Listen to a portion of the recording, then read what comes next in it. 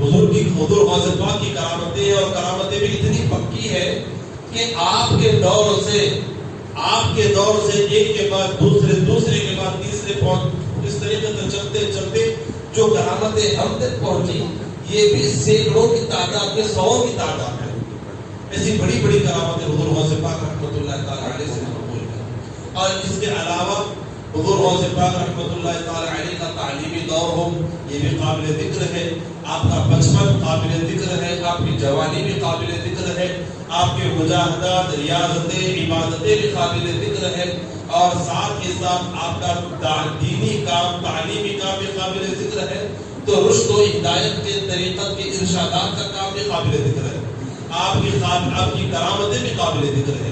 الغرض حضور غوث پاک رحمۃ اللہ تعالی علیہ کو اللہ تبارک و تعالیٰ نے ایسا بنایا کہ آپ کے زندگی کے ہر گوشے کو بیان کیا جا سکتا ہے، آپ کے زندگی کی کسی گوشے کو نظر انداز کیا نہیں جا سکتا۔ اتنی خوبیوں سے اللہ نے آپ کو نوازا ہے۔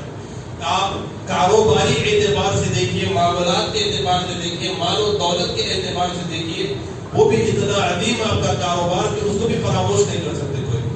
تو حضور غوث پاک رحمۃ اللہ تعالی علیہ کی پوری زندگی کو بیان کرنا یہ جو ہے نا کوئی ہونے والا کام نہیں ہے، یہ کام کرنا ہی مشکل ہے کہ حضور غوث پاک کی زندگی کو پوری بیان کی جائے۔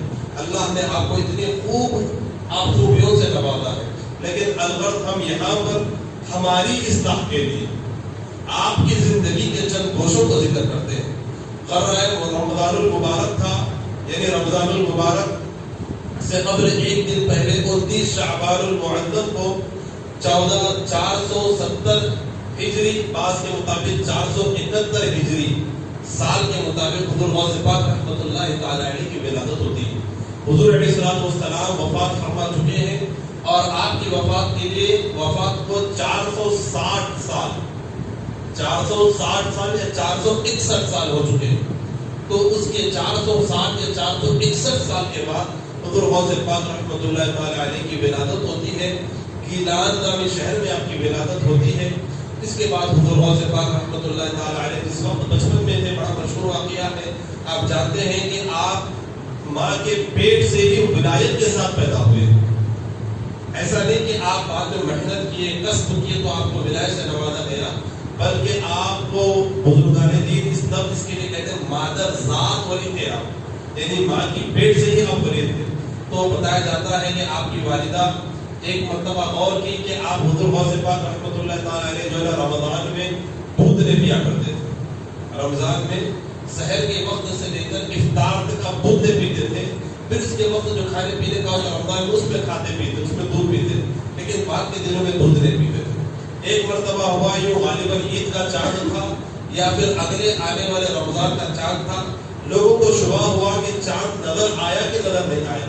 ابر بہت زیادہ تھا تو کسی کو چاند معلوم نہیں دکھا نہیں، لوگوں میں شبہ ہوا کہ چاند طلوع ہوا کہ نہیں ہوا، نیا چاند نکلا کہ نہیں نکلا۔ اب لوگوں میں شبہ چل رہا ہے، اب لوگوں میں فجر کا وقت بھی ہو گیا، لوگ تردد میں ہے کہ کیا کیا جائے۔ تو آپ کی والدہ نے کہلا بھیجا کہ دیکھو میرے بیٹے عبد القادر کی یہ عادت ہے کہ وہ رمضان میں سحری سے کے وقت سے لے کر افطار تک کچھ دودھ وغیرہ نہیں پیتے، دودھ وغیرہ کوئی چیز پیتے نہیں۔ آج بھی انہوں نے دودھ نہیں پیا، لہذا آج رمضان ہے۔ آج رمضان ہے، جب اعلان کیا گیا تو حضور غوث پاک رحمۃ اللہ تعالی علیہ کی والدہ کی شہادت پر تمام گاؤں والوں نے اپنا روزہ مکمل کر لیا، تمام لوگوں نے اپنا روزہ مکمل کر لیا۔ اب یہاں پر ہمارے استاد مولانا مفتی ضیاء الدین نقشبندی رحمۃ اللہ حفظہ اللہ ارشاد فرماتے ہیں کہ دیکھو حضور غوث پاک کی کرامت کو یہ بھی دیکھ لو کہ جس کو بڑے ہو کر لوگوں کی رشد و ہدایت کا کام کرنا ہے وہ کام آپ جھولے سے ہی کر رہے ہیں۔ ابھی آپ جھولے میں ہی ہیں، لوگوں کی ہدایت، لوگوں کو سیدھا راستہ بتانے کی طرف لگے ہوئے ہیں کہ آپ کو دیکھ کر لوگ اپنا روزہ رکھ رہے ہیں۔ اور بعد میں جب تحقیق کی گئی تو برابر یہی بات ثابت ہوئی کہ چاند نیا چاند نظر نہیں آیا تھا، بلکہ دوسرے دن مغرب کے بعد نیا چاند نکل کر نظر آیا۔ تو بہرحال تو محترم حاضرین، تو حضور غوث پاک رحمۃ اللہ تعالی علیہ کا بچپن کا واقعہ بڑا مشہور واقعہ ہے۔ اب جب آپ رحمۃ اللہ تعالی علیہ بڑے ہوئے اور مکتب کو جانے لگے تو لوگ دیکھتے تھے کہ حضور غوث پاک آتے ہیں، آپ کا انداز ہی الگ ہے اور بچوں سے ذرا ہٹا ہوا ہے، حضور غوث پاک کو کسی نے پوچھا جب آپ مکتب کو جاتے تھے تو فرشتے بھی آپ کے ساتھ چلا کرتے تھے اور یہ کہتے تھے کہ اے بچوں اے لوگوں ہٹو ہٹو اللہ کے ولی کے لیے جلا دو. حضور غوث پاک سے کسی نے پوچھا کہ آپ کو کب معلوم ہوا کہ آپ اللہ کے ولی ہیں؟ تو حضور غوث پاک رحمۃ اللہ تعالی ارشاد فرمانے لگے جب میں اپنے گاؤں میں مکتب کو جاتا تھا, چھوٹے مدرسے میں الف با وغیرہ جہاں پڑھایا جاتا ہے مکتب کو وہاں جب جاتا تھا تو وہاں پر میں دیکھتا تھا کہ میرے ساتھ ایک عجیب سی مخلوق میرے ساتھ ساتھ چل رہی ہے اور وہ یہ کہہ رہی ہے کہ اے لوگوں ہٹو ہٹو اللہ کے ولی کو جلا دو. اور وہ فرشتے تھے وہ میرے ساتھ ہی رہا کرتے تھے یہاں تک کہ جب تک میں واپس گھر کو نہیں آ جاتا جب تک وہ فرشتے میرے ساتھ میری حفاظت کے رہتے رہتے. تو محترم حاضرین حضور غوث پاک رحمۃ اللہ تعالی علیہ کے بچپن کا یہ عالم ہے. آپ اندازہ لگائیے کہ آپ کے بچپن کا اور کیسے کیسے آپ کے واقعات اور کیسا آپ کا عالم ہوگا روحانی کیسے کیسے معاملات ہوں گے. الغرض برحال حضور غوث پاک رحمۃ اللہ تعالی علیہ ابھی چند اب ابتدائی عمر میں ہی تھے کہ آپ کے والد گرامی کا انتقال ہو گیا. 18 سال کی عمر ہوئی, بعض روایتوں کے مطابق 12 سال کی آپ کی عمر ہوئی. حفظ قرآن مکمل کر چکے تھے, ابتدائی تعلیم درس نظامی کی بھی حاصل کر لیے تھے. لیکن اس وقت جس شہر کو عروس البلاد پورے شہروں کی دلہن جس کو کہا جاتا تھا وہ بغداد تھا. وہ ایسا شہر تھا کہ دنیا میں ہر چیز کے ماہرین اس شہر میں بسا کرتے تھے. اس کی وجہ بھی یہ ہے کہ حضرت علی رضی اللہ تعالی عنہ نے وہاں پر یہ شہر پر بسایا تھا. تو اس وقت کئی صحابہ کرام جو اپنے اپنے فن کے ماہرین تھے وہاں پر جمع ہو گئے. اس کے بعد شہر بغداد بڑھتے بڑھتے بڑھتے اتنا بڑھ گیا کہ وہ ہر فن کے ماہرین کا گڑھ بن چکا تھا. اور اس وقت وہاں پر اندازہ لگائیے, آپ اندازہ اس بات سے لگائیے وہاں پر بے شمار لائبریریاں اس وقت تھی اور ایک ایک لائبریری میں 4 لاکھ کے قریب کتابیں ہوا کرتی تھی, جبکہ یورپ کے سارے علاقوں میں بڑے بڑے ملکوں میں بس 4000 کتابیں تھیں. ہمارے ایک شہر بغداد میں ایک ایک لائبریری میں 4000 سے زیادہ کتابیں تھیں.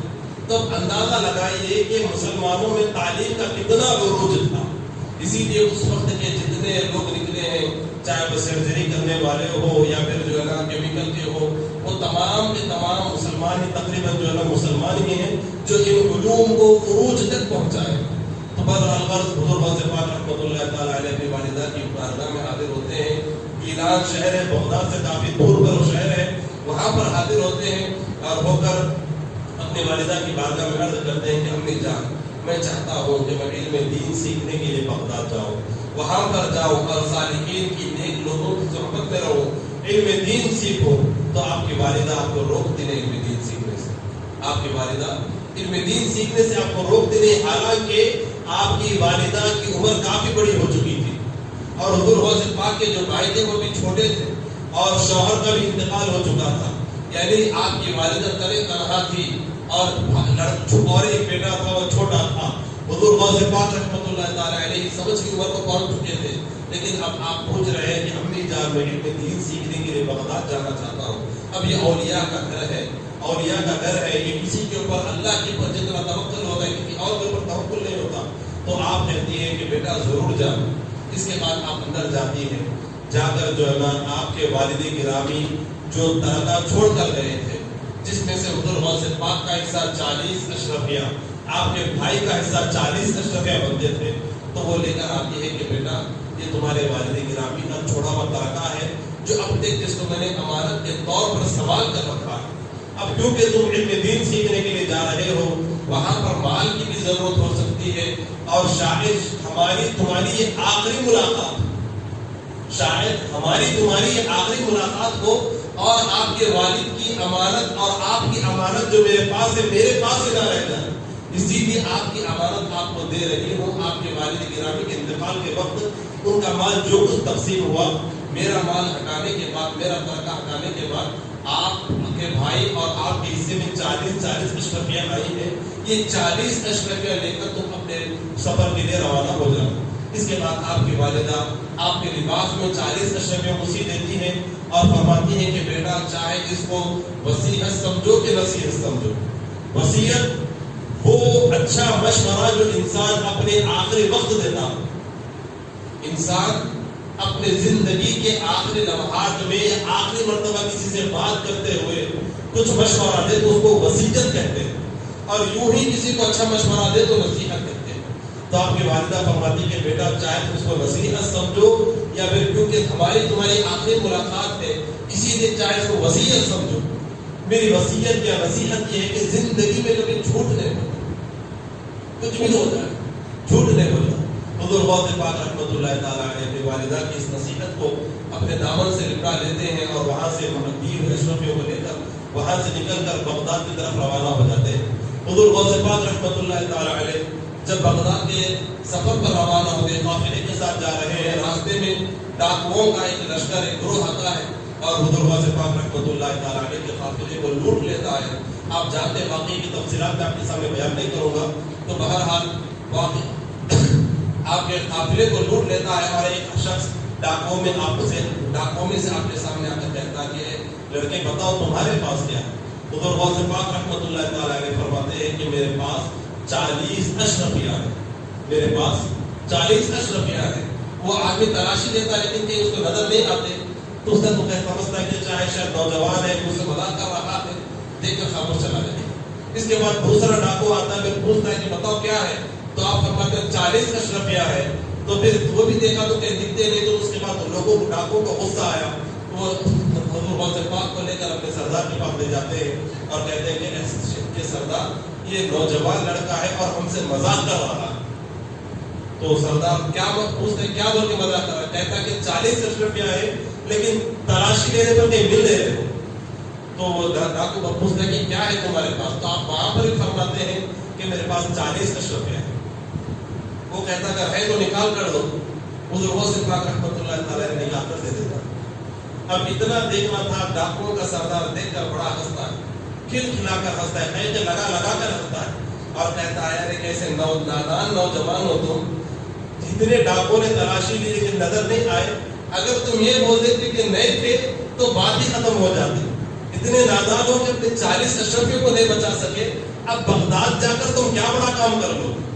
راستے میں اپنے اشرفیوں کو نہیں بچا سکے، لیکن اب بغداد جا کر کیا بڑا کام کر لو؟ تو حضور غوث پاک فرماتے ہیں کہ بات یہ نہیں ہے کہ میں ان کو بچا نہیں سکا، بات دراصل اس عہد و پیمان کی ہے جو میں نے اپنے والدہ سے کیا۔ وہ وعدہ یہ تھا کہ میں نے بغداد کے لیے جب نکل روانہ ہوا تو اس وقت میں اپنی والدہ سے وعدہ کیا ہوں کہ زندگی میں چاہے کچھ بھی ہو جائے جھوٹ نہیں بولوں گا۔ تو لہٰذا 40 اشرفیہ جاتے ہیں تو جائیں، لیکن میری والدہ سے کیا ہوا وعدہ نہیں جانا چاہیے۔ تو لہٰذا اسی لیے میں سچ کہہ رہا ہوں، ان اشرفیوں کی میرے پاس کوئی اہمیت نہیں ہے، میری والدہ سے جو وعدہ تھی اس چیز کی اہمیت ہے۔ تو یہ سننا تھا، وہ ڈاکوؤں کے سردار پر، ان کے دلوں پر عجیب سی رشقت طاری ہو گئی۔ اس کے بعد وہ ڈاکو تمام کے تمام حضور غوث پاک کی رحمۃ اللہ تعالیٰ علیہ کے ہاتھ پر ہاتھ دے کر کہتے ہیں کہ لڑکے تمہاری وجہ سے ہمارے دلوں میں آج وہ کیفیت پیدا ہو گئی جو آج تک ہمارے دلوں میں ویسی کیفیت پیدا نہیں ہوئی۔ تمہارے اس جواب سے ہمارے دلوں میں یہ خیال آیا ہوا ہے کہ تم نے اپنی والدہ سے کیا ہوا وعدے کو نہیں توڑے تم، اور ہم ہیں کہ اپنے رب سے کیے ہوئے وعدے کو توڑ کر غفلت میں پڑے ہوئے ہیں۔ یہ کہہ کر حضور غوث پاک کے ہاتھ طلب کرتا ہے کہ اب تمہارا ہاتھ آگے بڑھاؤ، تم ہو تو ایک نوجوان لڑکے، لیکن میں تمہارے ہاتھ پر ہی توبہ کروں گا، کیونکہ تمہاری مجلس تمہارے پاس سے میرے دل میں اس خیال میں تمہاری باتوں سے ہی میرے دل میں یہ خیال پیدا ہوا ہے۔ تو حضور غوث پاک رحمۃ اللہ تعالیٰ علیہ کی ہاتھ پر ڈاکوؤں کا سردار توبہ کرتا ہے، تو تمام کے تمام جو ڈاکو ساتھ میں تھے وہ تمام حاضر ہوتے ہیں اور کہتے ہیں کہ سردار اب تک ڈاکہ زنی کیا کرتے تھے تو اس میں بھی آپ کے ساتھ تھے، اب آپ توبہ کر رہے ہیں تو توبہ میں بھی آپ کے ساتھ۔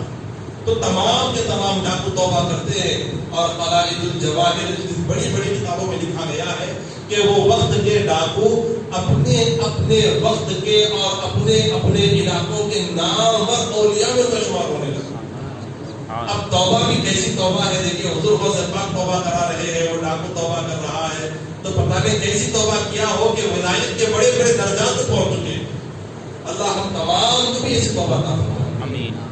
بہرحال اللہ یہاں پر ایک چیز یہ بھی فائدہ معلوم ہو رہا ہے کہ سچائی میں برکت ہے، الصدق ینجی والکذب یہلک۔ حضور فرماتے ہیں یہاں پر ڈاکوؤں نے یہ سمجھا کہ حضور غوث پاک نے سچ کہا تو ان کا مال چلے گیا، برباد ہو گیا، ہلاک ہو گیا، لیکن حضور فرماتے ہیں الصدق ینجی والکذب یہلک، سچ نجات دیتا ہے، جھوٹ ہلاک کر دیتا ہے۔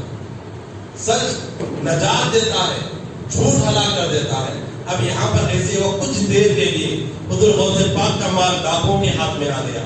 کچھ دیر کے لیے ڈاکو یہ سمجھنے لگے کہ ہم نے ان کے 40 اشرفیوں پر قبضہ کر لیا۔ قافلے والے یہ سمجھنے لگے کچھ دیر کے لیے ان کا رہا بچا مال بھی چلا گیا۔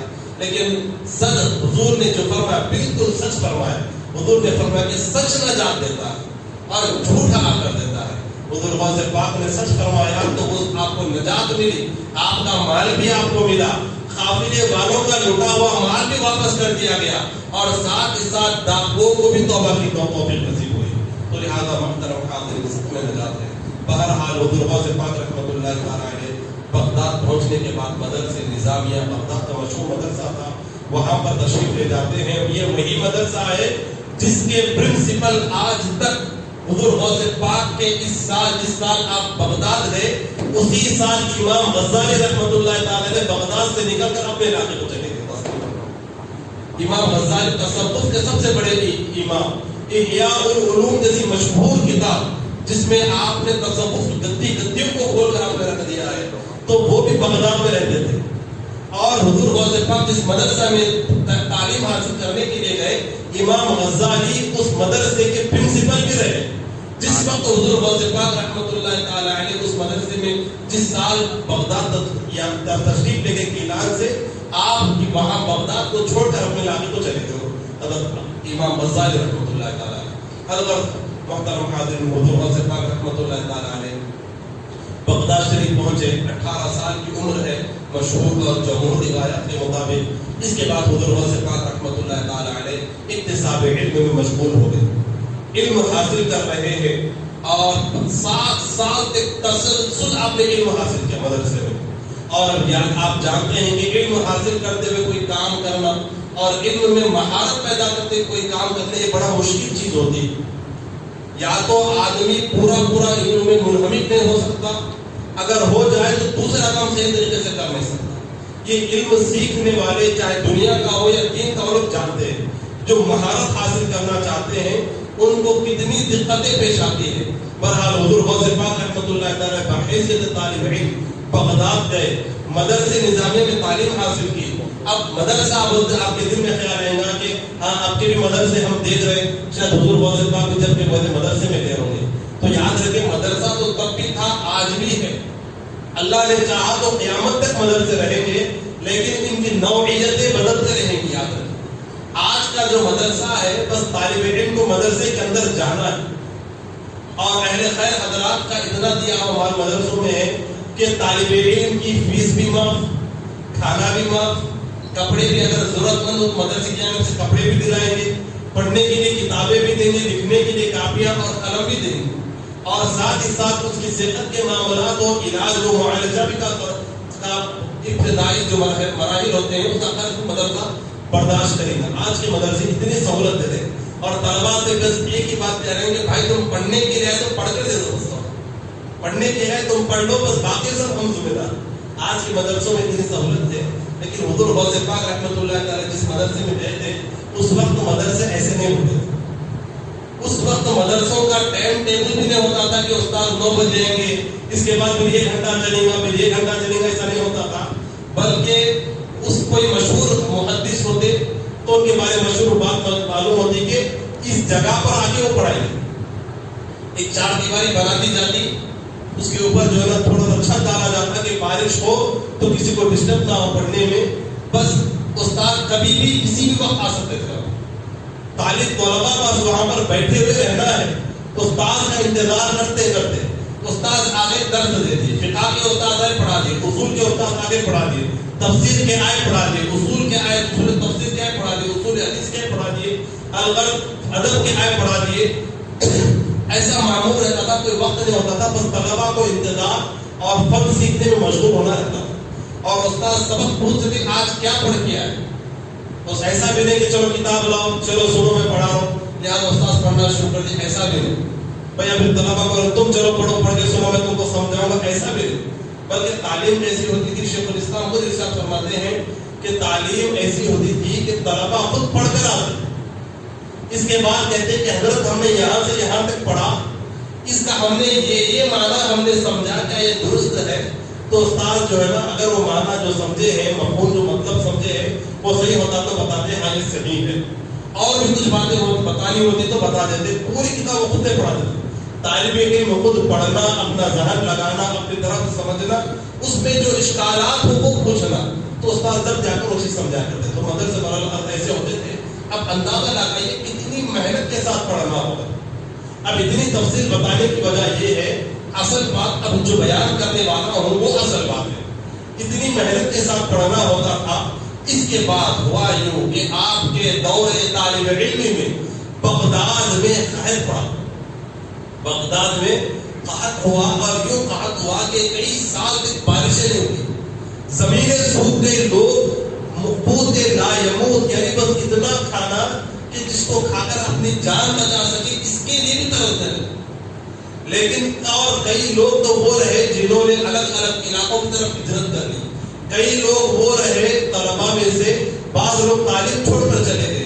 لیکن اس مصیبت کے باوجود حضور غوث پاک جو صرف علم دین سیکھنے کے لیے گئے اور جن کے پاس کوئی مال نہیں ہے، اس وقت بھی مدرسے میں کسی دن ناغا ہوئے بغیر 7 سال تک مسلسل تعلیم حاصل کر۔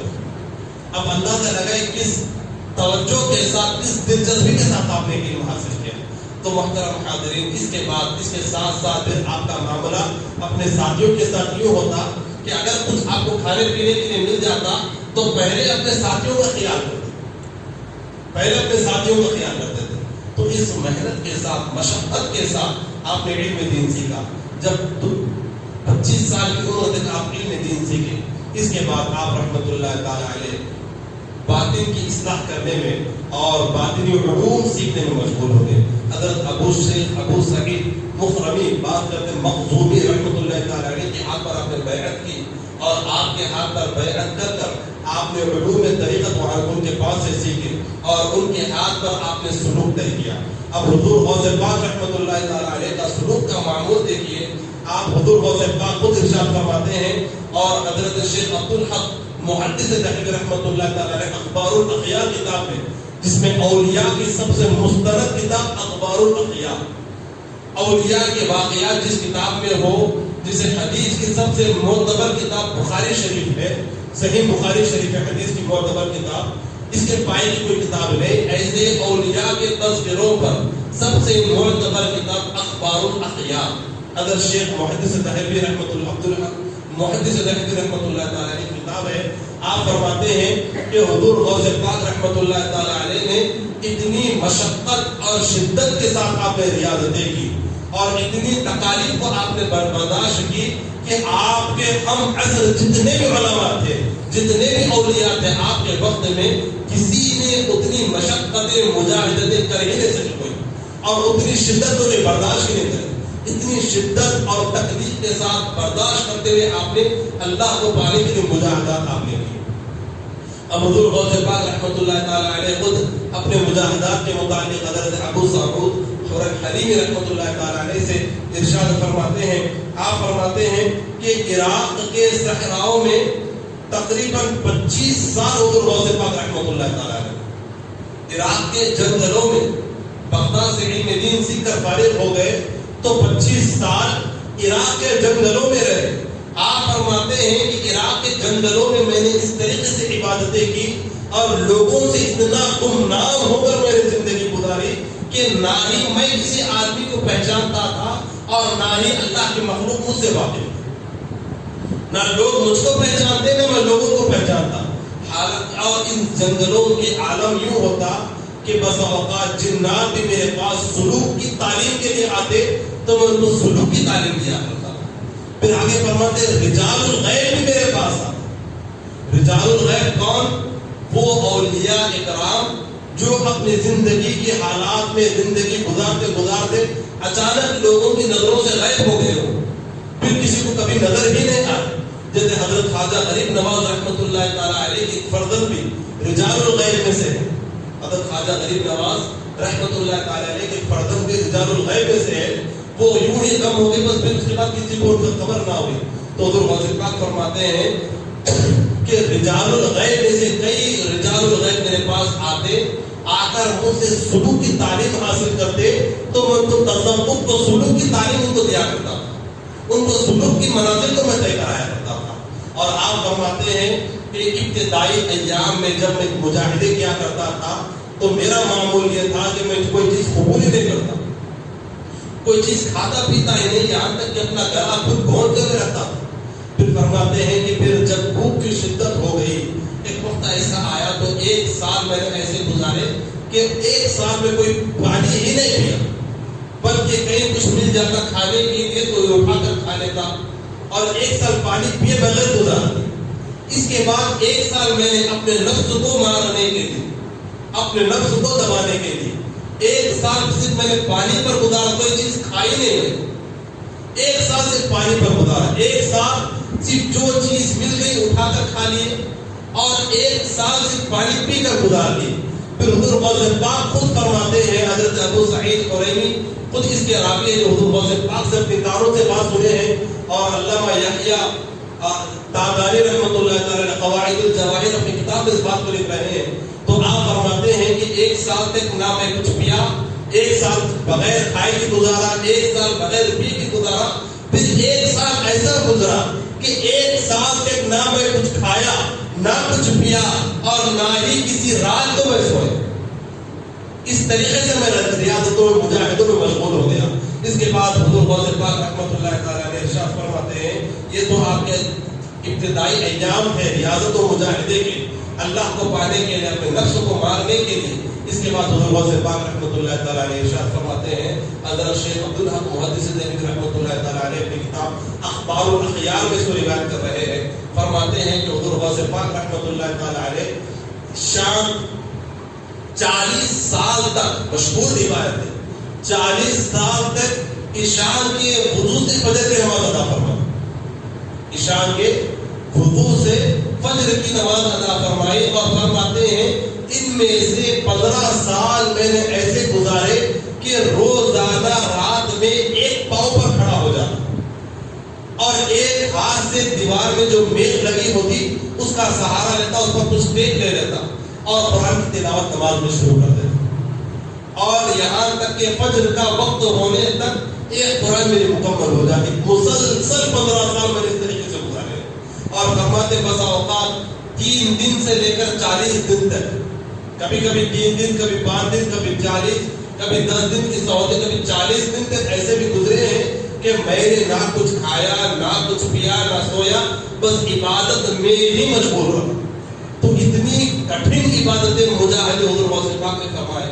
اب یہاں پر تھوڑی بات غور کرنے کی ہے کہ آپ مادر ذات اللہ کے ولی ہیں، ماں پیٹ سے ولی ہو کر پیدا ہوئے، اتنی مجاہدتیں کرنے کی کیا ضرورت ہے؟ اس کی وجہ یہ ہے کہ اللہ کے نزدیک قرب حاصل ہو اور شیطان مغلوب ہو جائے، نفس کبھی آپ پر غالب نہ ہو۔ اپنے نفس کو دبانے کے لیے، اپنے نفس کو روح کا تابع بنانے کے لیے آپ نے یہ اتنی مشقت بھری مجاہدے کی ہے، آپ مادر ذات اللہ کے ولی۔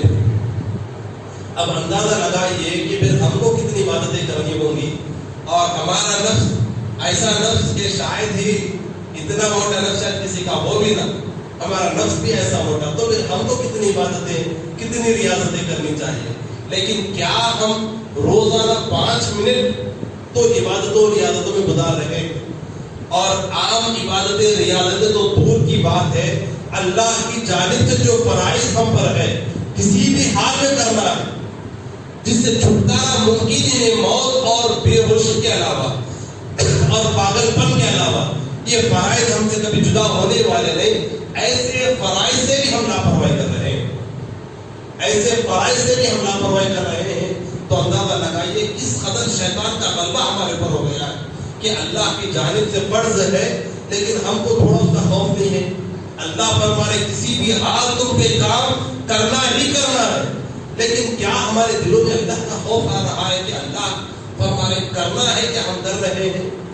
ہم سے کیوں اتنی لاپرواہی ہو رہی ہے؟ اس کی وجہ کیا ہے؟ تھوڑا اس کو غور کرنے کی کوشش کرنی چاہیے، ورنہ وہ وقت قریب نہیں جب ہم اپنے دوست احباب کی محفلوں سے اٹھ کر قبر کے اندھیرے میں ہوں گے اور ہمارے اعمال کے ساتھ ہمارا کوئی اور نہیں ہوگا۔ وہاں پر جب فرشتے حاضر ہوں گے یہ سب سوالات کریں گے، تو پھر وہاں پر کیا جواب دیں گے، اس کا بھی تھوڑا غور کرنا ہے۔ پھر محشر کا بھی دن ہے، ان اول ما يحاسب به العبد من عمله يوم القيامه من عمله الصلاة۔ حضور فرماتے ہیں کہ بندے سے قیامت کے دن اس کے اعمال سے سب سے پہلے جس چیز کا سوال ہوگا وہ اس کی نماز ہے۔ وَإِنْ صَلُحَتْ فَقَدْ أَفْلَحَ وَأَنْجَحَ، اگر وہ نماز کے سوال میں کامیاب ہو گیا تو وہ کامیاب ہو گیا، نجات پا گیا۔ وَإِنْ فَسَدَتْ فَقَدْ خَابَ وَخَسِرَ، اور اگر وہ سوال میں ناکام ہو گیا بس وہ نقصان اٹھانے والوں میں سے ہو گیا اور وہ اپنے آپ کو برباد اور ہلاک کرنے والوں میں سے ہو گیا۔ تو لہٰذا محترم حاضرین، تھوڑا ہم اپنے آپ پر غور کریں کہ اگر نماز کا وقت ہو یا عبادتوں کا وقت ہو تو میں کیوں متوجہ نہیں ہو رہا، تھوڑا غور فرمائیں اس وجہ، اور گناہ کے کام کرنا میرے لیے کیوں آسان ہو گیا، اللہ کی اطاعت و فرما برداری میرے لیے کیوں مشکل ہو گئی، اس پر تھوڑا ہم کو غور کرنا چاہیے۔ اب حضور غوث پاک کے مجاہدے آپ سماعت فرما رہے تھے، آئیے حضور غوث پاک رحمۃ اللہ تعالیٰ علیہ کے مجاہدوں میں سے آپ کے سامنے کچھ اور بھی بیان فرماؤں۔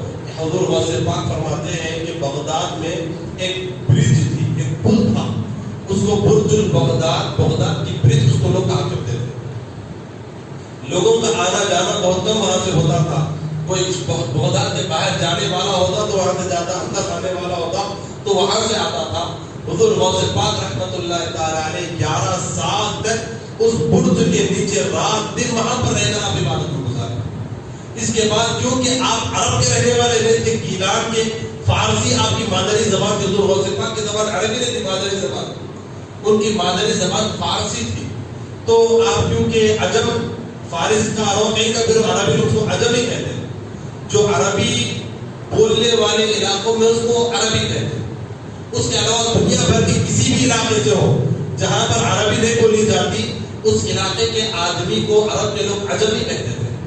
تو حضور غوث پاک رحمۃ اللہ تعالیٰ علیہ وہاں پر عبادت میں مشغول ہوتے اور لوگ آپ کو دیکھ کر یوں سمجھنے لگے کہ یہ کوئی دیوانہ آدمی ہے، یہ دیوانہ آدمی ہے، یہیں پر رہتا ہے۔ اس کے بعد اس کی برج کا نام برج البغداد، بغداد کی برج چھوڑ کر برج العجمی، یعنی وہ عجمی آدمی جو بغداد کا رہنے والا نہیں، کسی اور علاقے سے آیا ہوا ہے، یہاں پر رہتا اس کی برج کے نام سے مشہور ہو۔ 11 سال تک وہاں پر رہے۔ ان دنوں میں حضور غوث پاک رحمۃ اللہ تعالیٰ علیہ نے یہ ارادہ فرمایا تھا کہ میں اب اس وقت تک نہیں کھاؤں گا جب تک کہ اللہ نہ کھلائے، اس وقت تک نہیں کھاؤں گا کہ جب تک کہ اللہ نہ پلائے۔ اب سوچئے کہ کیا کوئی اتنا بڑا دعویٰ کر سکتا ہے، اتنا بڑا توکل کہ اللہ مجھ کو کھلائے گا، اگر وہ کھلائے گا تو یہ کھاؤں گا، کہ اتنا بڑا توکل کسی کا ہو سکتا ہے، اور اتنا بڑا صبر کہ اتنا صبر کے ساتھ مشقت کے ساتھ اپنے بھوک پیاس کو برداشت کرے۔ تو بہرحال حضور غوث پاک رحمۃ اللہ تعالیٰ علیہ 11 سال تک پھر وہاں پر عبادت میں مشغول رہے۔ اس کے بعد اب آئیے، اب حضور غوث پاک رحمۃ اللہ تعالیٰ علیہ کے مجاہدوں اور ریاضات کا یہ عالم تھا کہ آپ خود اپنے قصیدے میں ارشاد فرماتے ہیں، سقال الحب کأسات الفصال فہمت فقلت لسدرتی بین الموالی۔ حضور غوث پاک فرماتے ہیں کہ اللہ نے محبت کے، اپنی محبت کے یوں جام مجھ کو پلائے ہیں کہ میں اس کی محبت میں بالکل ڈوب گیا۔ اتنے بے شمار جام اللہ نے مجھ کو پلائے ہیں، لیکن اس کے باوجود ان جاموں کو پی کر میں بے ہوش اور مدہوش نہیں ہوا، بلکہ میں اپنے دوستوں کو بھی پہچانتا ہوں۔ عام طور پر ہوتا کیا ہے، جب آدمی جب کوئی مست اور کوئی چیز کو پی لیا جائے تو پھر وہ آدمی اب اس کی عقل و فہم صحیح نہیں ہوتی۔ اب یہاں پر حضور غوث پاک کا قصیدہ ہے۔ حضور غوث پاک نے اب ایک مرتبہ ایک عجیب سی کیفیت حضور غوث پاک رحمۃ اللہ تعالیٰ علیہ پر طاری ہوئی۔ حضور غوث پاک نے اپنی اس کیفیت میں تقریباً 30 سے 31 اشعار والا قصیدہ آپ نے کہا، 30 سے 31 اشعار والا قصیدہ حضور غوث پاک نے بیان کیا۔ وہ عجیب کیفیت میں آپ نے اپنے مقامات کا بھی اظہار کر دیا۔ آپ کو اللہ نے کیا مقام عطا فرمایا، آپ کا راز کیا ہے، آپ کا سر کیا ہے، یہ اولیاء کی جتنے چیزیں ہوتی ہیں آپ نے تمام چیزوں کو چیزوں میں بیان کر دیا۔ تو آپ اس کی شروعات اس طریقے سے کرتے ہیں، سقال الحب کأسات الوصال فقلت لقمرتي نحوي تعالي سعت ومشت نحوي في كؤوس اس کے بعد حضور غوث پاک فرماتے ہیں کہ اللہ نے اپنی محبت کے یوں جام مجھ کو پلائے، ایک کے بعد ایک جام اپنی محبت کا پلاتا رہا، اتنے پی کر بھی میں مدہوش نہیں ہوا۔ اب یاد رکھیں کہ اس کو اللہ کی جام کا، محبت کا جام پلا دیا جائے، اس کی حالت کیا ہوتی ہے۔ اس بات کو سمجھنے کے لیے دو باتیں میں آپ کے سامنے ذکر کروں گا۔ ایک تو حضرت منصور حلاج کا واقعہ آپ کے سامنے ذکر کرتا ہوں، دوسری اولیاء کی جو دو قسمیں ہوتی ہیں وہ بھی آپ کے سامنے ذکر کرتا ہوں۔ یاد رکھیے اولیاء اکرام کی بنیادی طور پر دو قسمیں ہوتی ہیں۔ جو بھی اللہ کا ولی ہو وہ بنیادی طور پر دو قسموں میں سے ایک قسم کا ہوتا ہے۔ ایک قسم کا نام ہے سالک، ایک کا نام ہے مجذوب۔ مجذوب آپ جانتے بڑا مشہور لفظ ہے، مجذوب ولی ہے، مجذوب ولی، ہم سنتے رہتے ہیں اولیاء کے بارے میں۔ تو ایک ہوتا ہے سالک ولی، ایک ہوتا ہے مجذوب ولی۔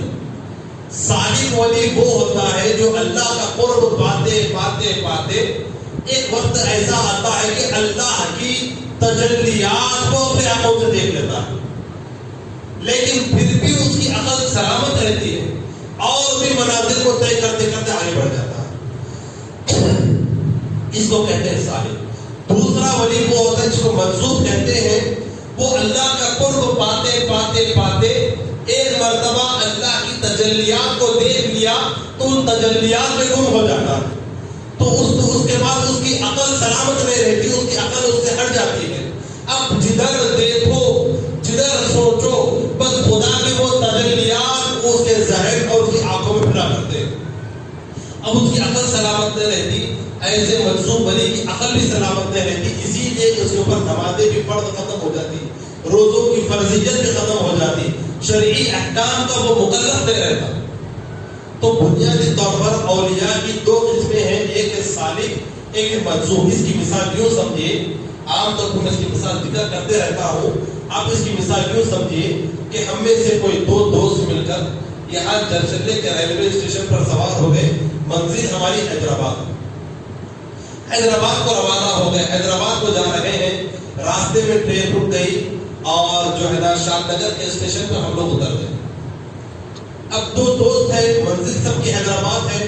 اب ایک شخص وہاں شاد نگر کے اسٹیشن میں ہی اسٹیشن کی خوبصورتی کو دیکھ لیا اور سب کچھ نظارے دیکھ لیا، ٹرین نکل رہی تو واپس آ کر ٹرین میں بیٹھ گیا اور منزل کی طرف روانہ ہو گیا۔ دوسرا دوست اس اسٹیشن کی خوبصورتی کو دیکھ کر اس میں ہی گم ہو گیا۔ اب اس کو ہوش نہیں رہا کہ ٹرین جا رہی ہے، اس کا منزل کہاں پر ہے، یہ کون ہے، کہاں سے آیا ہے، اس کو ہوش ہی نہیں رہا۔ اس کو کہتے ہیں مجذوب، خدا کی تجلیات کو دیکھ کر گم ہو گیا۔ اب اس کی عقل بھی وہ کام نہیں کرتی کہ اس کو معلوم نہیں ہوتا کہ اچھا کیا ہے برا کیا ہے، مہینہ ہے کون سا، دن کون سا ہے، رات کیا ہے، اس کو سمجھ نہیں آتا۔ اسی لیے وہ نہ نماز کا پابند، نہ روزوں کا پابند، نہ حج کا، احکام شریعت کا پابند ہی نہیں ہوتا۔ ایسے اللہ کے ولی کو کہتے ہیں مجذوب۔ آج کل مجذوب بول کے لوگ جو ہے نا ہر چیز کا مزہ معلوم ہو رہا، بریانی میں نمک تھوڑا زیادہ ہے، چائے میں جو ہے نا میٹھی زیادہ ہو گئی، ٹھنڈی تھوڑی زیادہ ہے، چائے ٹھنڈی ہے، یہ سب چیزیں محسوس ہو رہے ہیں، لیکن جب ادا ہو رہی تو وہ محسوس نہیں ہو رہی۔ ادا کے ٹائم ہو رہی ہے ہم تو مجذوب ہیں، ہماری عادت تو چلی گئی، رمضان کا مہینہ آ رہا تو وہ محسوس نہیں ہو رہا، لیکن پھر افطار میں برابر معلوم ہے کہ دعوت کدھر پہ ہے، جانا کدھر پہ۔ تو بہرحال آج کل جو ہے نا ایسے بڑا ہر چیز میں ڈپلیکیٹ آ گیا اور ہر چیز میں ملاوٹ ہے، تو بہرحال اللہ ہم تمام کو مخلص بنائے۔ تو بہرحال مجذوب اپنے آپ کو بولتے بھی نہیں پھرتا کہ وہ مجذوب، وہ ہوتا مجذوب، اس کو اپنی خبر بھی نہیں رہتی، اس کے مجذوب ہونے کی بھی خبر نہیں رہتی، اللہ کی تجلیات میں گم ہو جاتا۔ اب حضور غوث پاک فرما رہے ہیں کہ اللہ نے ایسی محبت کے کئی جام جس کو پی کر لوگ مجذوب ہو جاتے ہیں، بے شمار جام اللہ نے مجھ کو پلائے ہیں، لیکن اس کے باوجود بھی میری عقل ضائع نہیں ہوئی، میں اور کہنے لگا کہ اور بھی آ جاؤ میرے پاس، فقلت لسکرتی نحوی تعالی، اور کہنے لگا کہ اے اللہ مجھ کو اور جام پلا، اور جام پلا، ابھی میرے بس نہیں ہوا، ابھی میرے اندر وہ مستی نہیں چڑھی، ابھی مدہوش نہیں ہوا، تیری محبت کے جام پینے کی اور بھی میرے اندر طاقت۔ حضور غوث پاک کا اندازہ لگائیے اللہ نے کیسی محبت کے جام آپ کو پلائے ہیں۔ ایک واقعہ آپ کے سامنے ذکر کرتا ہوں، حضور غوث پاک رحمۃ اللہ تعالی علیہ کی ولادت سے تقریباً 200 سے 300 سال پہلے کا واقعہ ہے۔ حضرت جنید بغدادی رحمۃ اللہ تعالی علیہ کا واقعہ. جنید بغدادی آپ جانتے ہیں بڑے مشہور بزرگ ہیں. حضور غوث پاک کی ولایت کا یہ اعلان کر دیے تھے اپنے زمانے میں. حضور غوث جنید بغدادی رحمۃ اللہ تعالی علیہ ایک مرتبہ جمعے کے خطبے میں بیان کر رہے تھے, خطبہ دے رہے تھے کہ اچانک اپنی گردن کو نیچے کر لی, اپنی گردن کو اپنے نیچے کر لیا. کچھ دیر خاموش رہے, اس کے بعد اپنی گردن کو اٹھا کر آپ نے خطبہ دیا. لوگ پوچھنے لگے کہ حضرت کیا بات ہے, آج آپ نے خلاف معمول کام کیا, خطبے کے دوران کچھ دیر خاموش ہو گئے, گردن کو جھکا لے, کیا کچھ آپ کے اوپر الہام ہو رہا تھا, کیا آپ کے دل میں کچھ الہام و کشف پیدا ہو رہا تھا؟ تو حضور حضرت جنید بغدادی رحمۃ اللہ تعالی علیہ ارشاد فرمانے لگے کہ آج سے اتنے سال پہلے, غالباً آپ نے 200 یا 300 آپ نے گنوائے ہیں, فرمانے لگے اتنے 100 سال بعد ایک بزرگ پیدا ہوں گے, عبد القادر ان کا نام ہوگا, وہ اللہ کے حکم سے اعلان کریں گے رغبتی علی قدمی علی رغبت کل ولی اللہ, میرا قدم تمام اولیاء کی گردن پر ہے. تو یہ اعلان کریں گے, لہذا ان کے اعلان کے لیے میں نے اپنی گردن کو چھپا دیا کہ آپ کا قدم میری گردن پر بھی. تو اندازہ لگائیے کہ آپ کی ولادت سے 200 سال پہلے سے حضور غوث پاک کی شان بیان کی جا رہی ہے. اگر حضرت جنید بغدادی رحمۃ اللہ تعالی علیہ کا دور کا محبت کا واقعہ میں اپنے سامنے سنا رہا تھا کہ اللہ کی محبت پینے والوں کو کس طریقے کا حال ہو جاتا ہے. حضرت جنید بغدادی رحمۃ اللہ تعالیٰ اپنے وقت کے بڑے صوفی بھی ہیں اور بڑے اپنے وقت کے مفتی بھی ہیں اپنے علاقے کے. آپ جو فتویٰ اور قاضی بھی آپ جو فیصلہ فرمائے بس وہ فیصلہ کریں. کسی کو سزا دینی ہو, کچھ بھی ہو, کیس حضرت جنید بغدادی رحمۃ اللہ تعالیٰ علیہ کے پاس کیا, آپ جو فیصلہ فرماتے بادشاہ اس کے مطابق عمل کرتے. تو حضرت جنید بغدادی رحمۃ اللہ تعالیٰ علیہ کے دور کے بڑے مشہور بزرگ ہیں حضرت منصور حلاج رحمۃ اللہ تعالیٰ علیہ. عبادت و ریاضت میں مشغول رہتے تھے, اللہ کے ولی تھے. آپ کی بہن بھی تھی, وہ بھی بڑی عبادت و ریاضت میں مشغول رہتی تھی.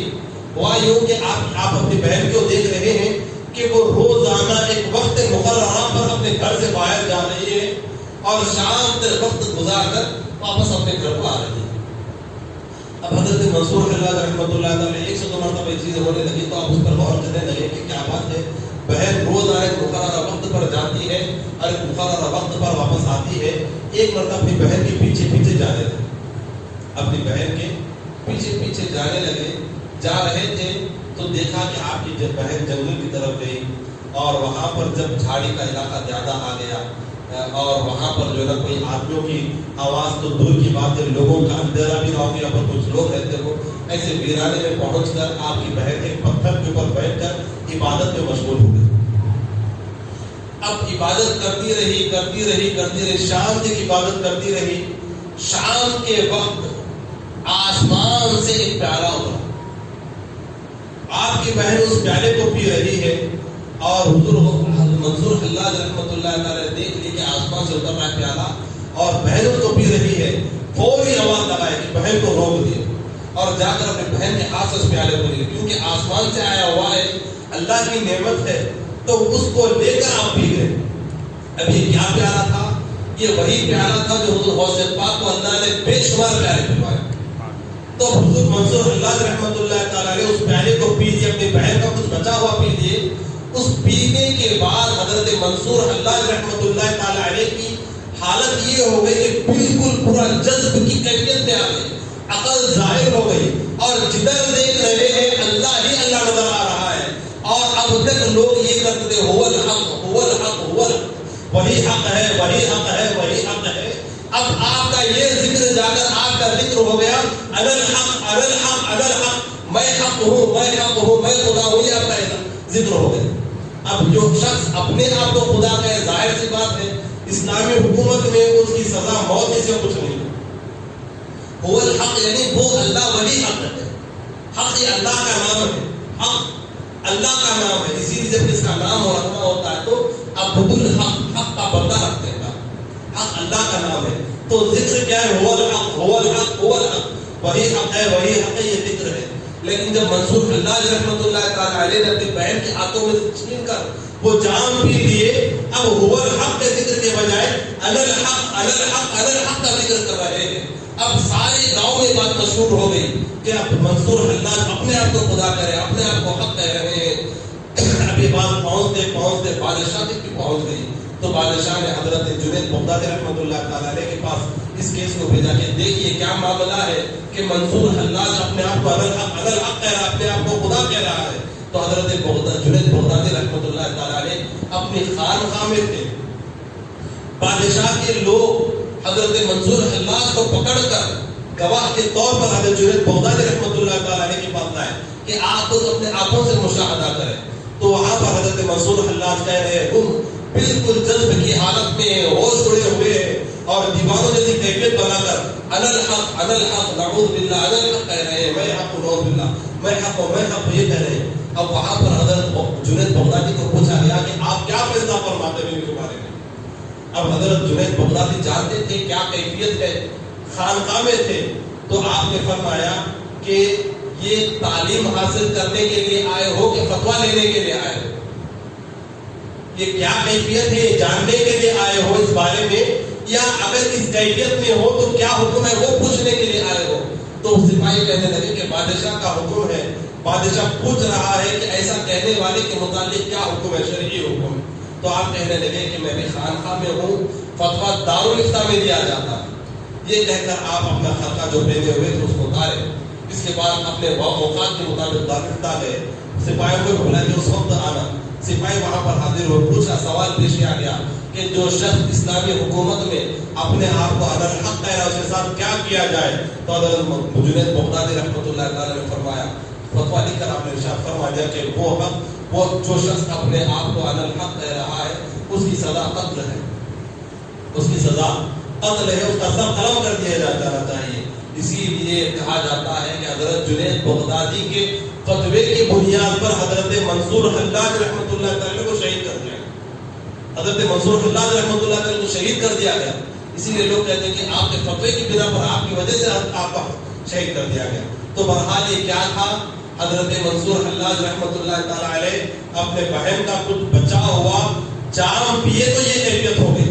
اب حضور غوث پاک فرماتے ہیں سقال الحب کأساق الوصال فقلت لقمرة نحوی تعالی, اللہ تعالیٰ نے اپنی محبت کے بے شمار جام مجھ کو پلائے ہیں. فقلت لقمرة نحوی تعالی, اتنے سب کچھ پینے کے بعد میں منصور کے جیسا مدہوش اور منصوب میں ہو گیا. کہتے ہیں فقلت لقمرة, میں اپنے جام سے کہنے لگا نحوی تعالی, تو اور بھی آ جا میرے پاس, اور بھی آ جا, میں اور بھی پی کر اللہ کی محبت میں سرشار ہونا چاہتا ہوں. تو حضور غوث پاک رحمۃ اللہ تعالیٰ علیہ کو اللہ نے اپنے جام محبت کے اتنے جام پلائے اور آپ کی اللہ کی محبت میں کیفیت دی. اب اللہ کی محبت میں آپ کی کیا کیفیت تھی. حضور غوث پاک رحمۃ اللہ تعالیٰ علیہ خود ارشاد فرماتے ہیں کہ ابتدائی ایام میں جب ریاضت کے ایام ہوتے, اس کو صوفیہ کے نزدیک حالت سکر و ضعف کہا جاتا ہے. حالت سکر و ضعف, سکر کے معنی ہوتے مدہوشی کا حال, ضعف کے معنی ہوتے عقل مندی کا حال. تو سالک پر جو سلوک کے منازل کو طے کر رہا ہے, خدا کا قرب حاصل کرنے کی کوشش کر رہا ہے, اس پر بسا اوقات حالت شکر طالب ہو جاتی ہے. وہ ایک دو لمحوں کے لیے بسا اوقات چند گھنٹوں کے لیے اپنی اپنی کیفیات کے مطابق بالکل مدہوش ہو جاتا ہے. آپ بھی دیکھتے ہیں بسا اوقات بزرگوں کی مجالس میں ہوتا ہے, یہ قوالی چل رہی ہے, یا بسا اوقات کسی بزرگ کی مجلس میں ذکر کی کیفیت ہے, اور ایک آدمی ایک دو سیکنڈ کے لیے بالکل اپنے آپے سے باہر ہو کر کھڑا ہو جاتا. یہ اس کی کیفیت ایک دو منٹ کی یا ایک دو سیکنڈ کی ہی ہے. ایسی کیفیت ہوتی ہے حالت شکر. یہ کیفیت ہوتی ہے حالت شکر. آدمی اپنے آپ کو برداشت نہیں کر سکتا. آپ جانتے بس اوقات کچھ قوالی چل رہی ہے یا کچھ بزرگوں کے واقعات پڑھ لیے یا سن لیے, تو بس اوقات آدمی کا ہاتھ خود بخود اس طریقے سے اڑ گیا, خود بخود آدمی جو ہے تیش میں کر اپنے ہاتھ کو یوں کر رہا ہے. تو یہ کیا ہوتا ہے, یہ حالت شکر ہوتی ہے. وہ حالت شکر ہوتی ہے, آدمی کی عقل اس وقت کام نہیں کرتی. تو یہ حالت بزرگوں کو کئی لمحے کئی گھنٹے ہوا کرتی ہے. اپنی اپنی کیفیات کے مطابق چیز ان پر روا دوا رہتی ہے. اور بس وقت صبر کہتے ہیں, حالت صبر. حالت صبر کیا ہوتی ہے, عقل مندی کے اندر کیا کر رہا ہے, کیا ہے, کیا نہیں, چیز کا اندازہ انسان کو ہوتا ہے. حضور غوث پاک فرماتے ہیں کہ اپنے ریاضت و مجاہدے کے ایام کے ابتدائی دنوں میں اپنی میری ریاضت مجاہدے اور اللہ کی عشق و محبت میں میں اس قدر ڈوبا ہوا رہتا, مجھ پر حالت شکر ہوتی. اور یہ حالت شکر اس وقت تک رہتی کہ میں اس حالت شکر میں ایک شہر سے دوسرے شہر کو چلے جایا کرتا تھا. اللہ کی محبت میں اتنا گم ہو جاتے تھے کہ ایک علاقے سے دوسرے علاقے کو پہنچ جاتے تھے. اور بس اوقات فرماتے جب حالت سخت میں آ جاتا, تھوڑا بہت سمجھ میں آ جاتا, تو میں دیکھتا کہ میں اب اس مقام پر نہیں ہوں جہاں پہلے مقام, جس مقام پر پہلے تھے, اور میں اس مقام سے کئی دور فاصلوں پر آ چکا ہوں. حضور غوث پاک فرماتے بس اوقات حالت ذکر میں اللہ کی محبت, اس کی مستی میں ڈوب کر, اس کی محبت میں ڈوب کر میں نے بغداد سے بلاد شتر تک کا سفر طے کر لیا. یہ 12 دن کا سفر تھا, 12 دن کا سفر حضور غوث پاک فرماتے ہیں حالت ذکر میں طے کر لیا. اور جب اتنے سفر میں طے کر لیتا اور جب اپنے آپ کو دیکھ کر پریشان ہوتا تو اتنی مسافات میں آگے مجھ کو ہوش بھی نہ رہا. حضور غوث پاک فرماتے ہیں کبھی کبھی ایسا ہوتا کہ میں بس اوقات جب اس مسافتوں کو طے کر کر دور دور تک پہنچ جاتا تو ایک خاتون, ایک عورت میرے پاس آتی, ایک عورت میرے پاس آتی اور کہتی کہ تم اپنی حالت پر تعجب کیوں ہو جبکہ تم عبد القادر ہو, تم تو عبد القادر ہو, یہ سب چیزیں تمہارے لیے چھوٹی موٹی باتیں ہیں, تم اس میں تعجب کیوں کر رہے ہیں.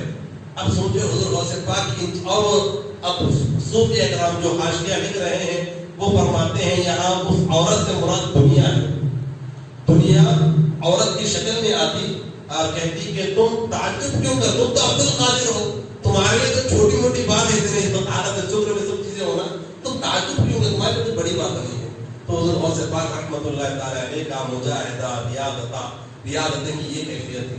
اب آپ جانتے ہیں جنگل میں ایک مرتبہ آپ ریاضتوں میں عبادتوں میں مشغول تھے, تو ہوا یوں آپ حضور غوث پاک خود فرماتے ہیں آپ کے بیٹے حضرت موسیٰ, حضرت حضور غوث پاک کے ایک صاحبزادے کا نام ہے حضرت موسیٰ, وہ فرماتے ہیں کہ میرے والد گرامی نے مجھ کو خود ارشاد فرمایا, فرماتے ہیں کہ میں جب صحراؤں میں عبادتوں میں مشغول رہا کرتا تھا تو ایک مرتبہ پیاس سے میرا گلا سوکھ گیا, پیاس سے میرا گلا سوکھ گیا. اس کے بعد ہوا یوں کہ ایک میرے سر پر ایک بادل نمودار ہوا, اس سے کچھ پانی کی قطرے ٹپکنے لگے تو میں پانی پی لیا. جنگل میں تھا, رات کا وقت تھا, اور اس کے بعد ہوا یوں کہ اس بادل کے پیچھے سے بالکل, بادل کے پیچھے کا سما بالکل روشن ہو گیا, بالکل روشن ہو گیا. اب اس کے اندر میرے پاس, اس کے اندر سے آواز آنے لگی کہ اے عبد القادر, جتنی منازل کے سلوک کے تم تمام کے تمام طے کر کیے ہو, اب تمہارا وہ مقام ہے کہ کوئی چیز حرام چیز تمہارے لیے حرام ہے, اب تمام حرام چیزیں بھی تمہارے لیے حلال ہیں. حضور غوث پاک فرماتے جب اتنا سننا تھا میں نے اعوذ باللہ من الشیطان الرجیم پڑھا, بعض روایتوں کے مطابق لا حول میں نے پڑھا, بہرحال اعوذ باللہ من الشیطان الرجیم میں نے پڑھا, اور پڑھ کر میں نے پھونکا تو فوری وہ جو نور بنا تھا وہ ظلمت یعنی اندھیرے میں تبدیل ہو گیا. اس کے بعد اس بادل سے آواز آنے لگی کہ اے عبد القادر, میں نے اس مقام پر 70 سے زیادہ اہل طریقت کو گمراہ کر دیا ہے. تم تمہارے علم کی بنا پر, خدا کے تمہارے رب کے حکم کی بنا پر, اور دین میں تم کو اللہ نے جو توقع دیا, سمجھ بوجھ دیا, اس کی بنا پر تم محفوظ ہو گئے ہو. تو حضور غوث پاک نے فرمایا میں اپنے علم کی بنیاد پر نہیں, اللہ کے فضل کی بنیاد پر میں محفوظ ہو گیا ہوں. اب یہاں پر دیکھیے جو شیطان کہہ رہا ہے یہ دوسرا وار ہے شیطان کا, یہ شیطان کا دوسرا وار ہے. شیطان کیا چاہتا صاحب, شیطان یہ چاہتا آپ مسجد میں بیٹھ کے ہیں تو مسجد کے باہر لے جانا نہیں چاہتا شیطان. آپ قرآن پڑھ رہے ہیں تو قرآن سے دور ہٹانا نہیں چاہتا, پہلے انہیں ڈائریکٹ جو ہے بڑے تیر نہیں مارتا شیطان. شیطان چھوٹے چھوٹے تیرا مارتا ہے, آپ چھوٹے چھوٹے قبول کرتے رہتے تو بڑے بڑے آپ کے پاس جو ہے نا حملے کرنا شروع کر دیتے.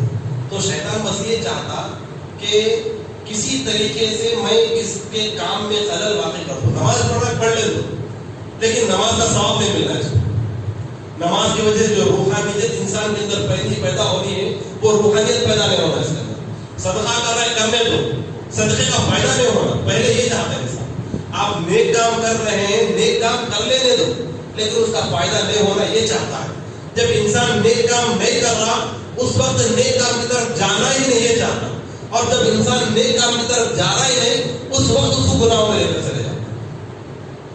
آپ اگر نفس کو دبا کر عبادت میں مشغول بھی ہیں تو شیطان کیا چاہتا, عبادت سے ہٹا کر, مسجد سے ہٹا کر, زمزم کا ہٹا کر, آپ کے ہاتھ میں جو ہے اللہ نوز باللہ من ذالک کسی کے ہاتھ میں شراب دے دے, مسجد سے ہٹا کر جو ہے گناہوں کی جگہ پر لے جائے, ایسا نہیں چاہتا.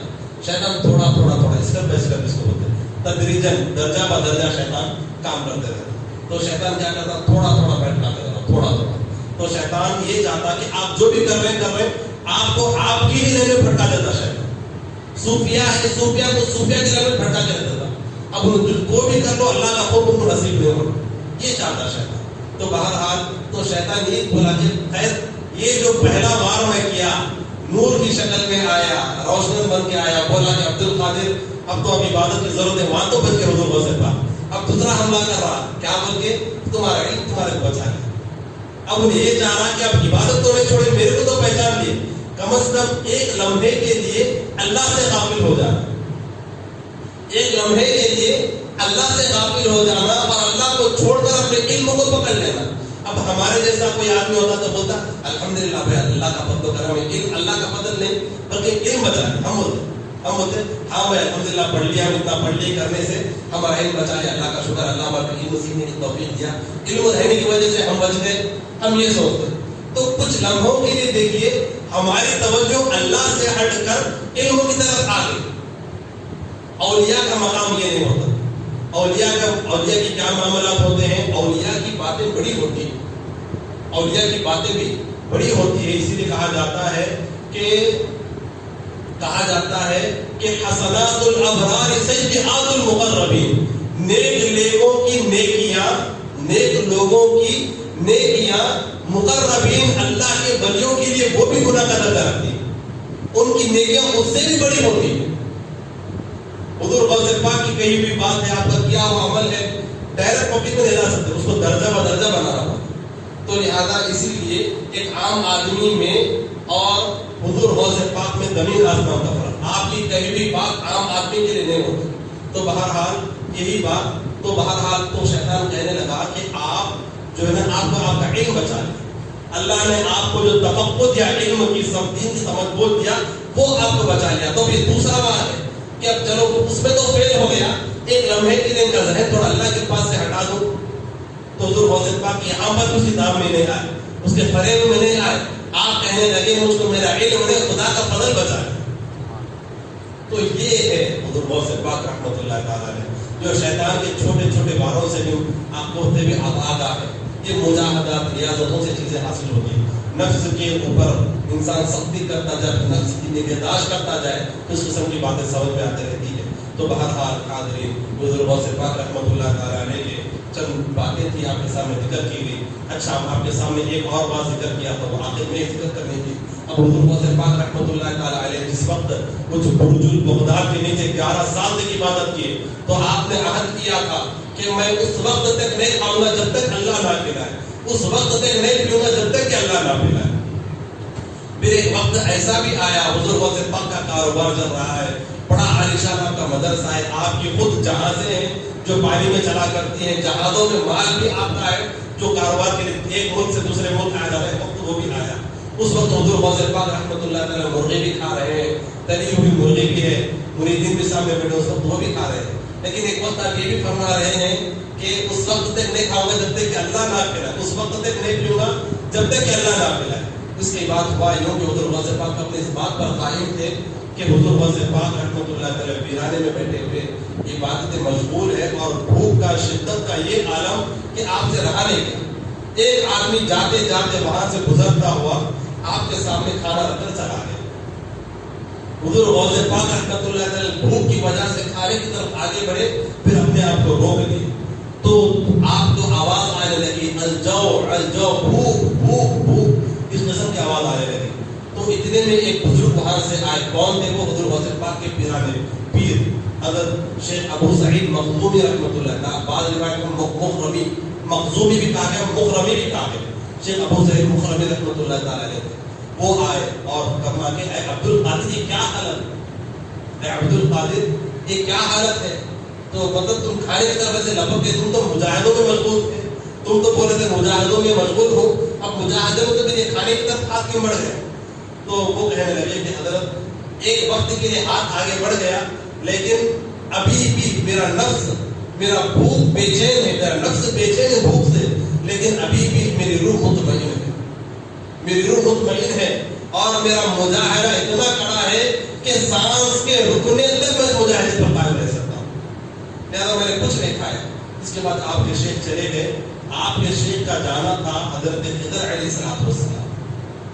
آپ جانتے ہیں خضر علیہ السلام کون ہے؟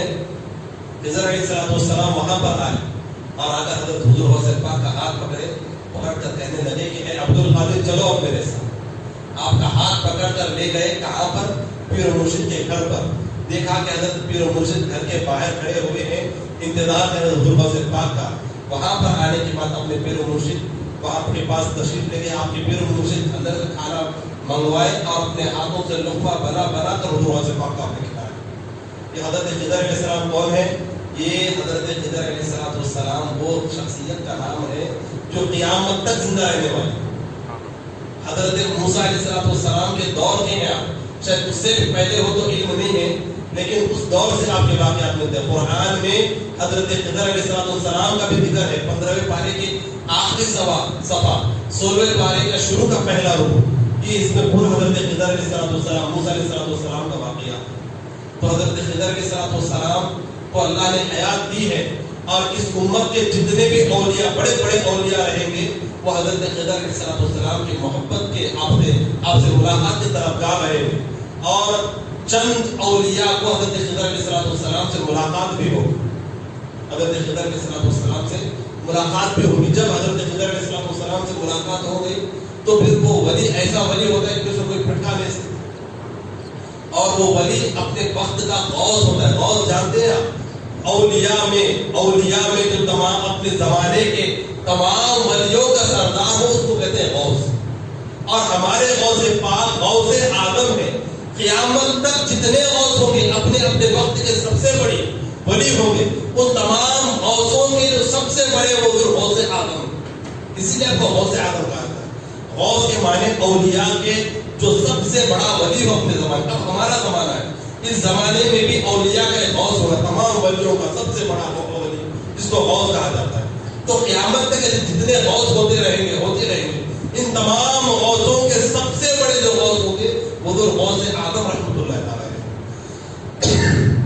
اسی لیے آپ کو غوث پاک غوث اعظم آپ کو کہا جاتا ہے. تو بہرحال حضرت خضر علیہ السلام اللہ کے حکم سے آتے ہیں, خود بخود نہیں آتے, وہ اللہ کے حکم سے آتے ہیں. تو خضر علیہ السلام لے گئے, آپ کو کھلایا پلوایا. اب اس کے بعد آپ کے پیر و مرشد نے کچھ وقت گزر گئے, آپ کے پیر و مرشد نے آپ کو خلافت بھی عطا فرمائی. اپنا خرقہ جو آپ اولیاء دیتے ہیں اپنے جس کو خلافت وغیرہ دیتے ہیں, کچھ نہ کچھ عطا کیا جاتا ہے, تو اپنا خرقہ بھی ان کو آپ نے عطا فرمایا اور بتایا کہ یہ وہ خرقہ ہے جو حضور علیہ السلام نے حضرت علی رضی اللہ تعالیٰ عنہ کو دی. حضرت علی نے اپنے خلیفہ حضرت حسن بصری کو دیا اور حضرت حسن بصری سے خرقہ چلتا ہم تک آیا ہے, اور یہ ہم خرقہ پھر آپ کو دے رہے ہیں. پھر وہی خرقہ کہاں تک پہنچا؟ ہندوستان میں حضرت مجدد الفقانی تک پہنچا, حضرت مجدد الفقانی تک وہ خرقہ پہنچا ہے. تو بہرحال وہ جو لباس ہوا کرتا تھا وہ حضور غوث پاک کو عطا کیا گیا.